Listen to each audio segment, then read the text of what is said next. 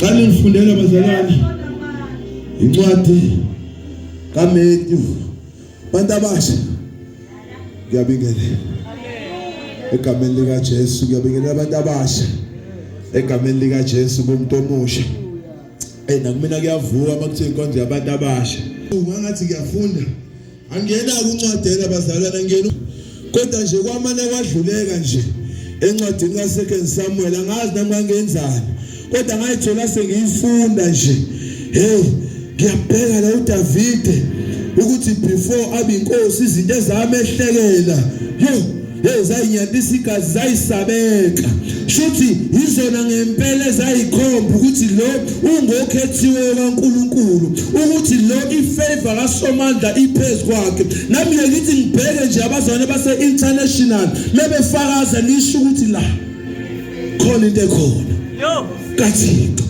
Ngithi ngiyamuzwa umuntu athi mina ngangeve ngiwasebenzisa amayeza, ngangeve ngikwenza 1 no 2 no 3 no 4, ngangeve ngikwenza ukuthi ngisho ukuthi weva nje udimoni engaka kodwa namhlanje uyafakaza uthi usesindisiwe isibindi esingaka. Ngoba phela meke wathi mina ngiyamamukela uJesu njengenkosi nomsindisi, kukhona into eyenzeka kuDavide bazalwane esehleli esiqaleni sobukhosi. Lithi iBhayibheli laphana amaFilisti aphinda aphake impi. Kanjani Davide walwa ozophelwa amandla? Lisho njalo iBhayibheli. Lithi uDavide walwa wazophelwa amandla. Davide amandla kuphela kanjani? Davide ulwe izimpi ezingaka wena siyakhumbula ngoba uGoliath.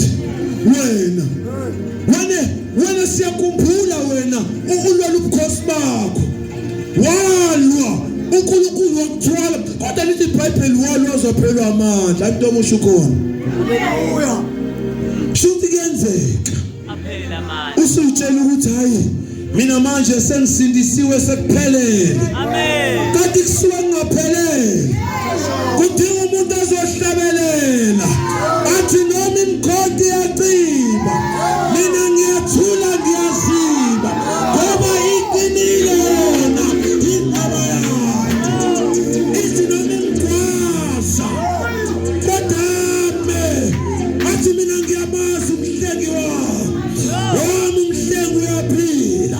Kudinga umuntu azaba nesibindi elithi iBhayibheli iqina.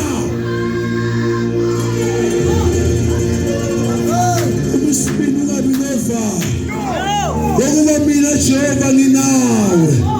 Elithi iBhayibheli inika inhlupheko zolungileyo kodwa uyamnqobela kuzo zonke. Wonke omusha ukhona la ngaphakathi engazi ukuthi ayibala ukuthi izipho kunqobela kusona, engathi uthi ayisomandla kuzo zonke uyanqobela, engazi ukuthi nangesimo sakho obhekene naso sesiqeqishe ma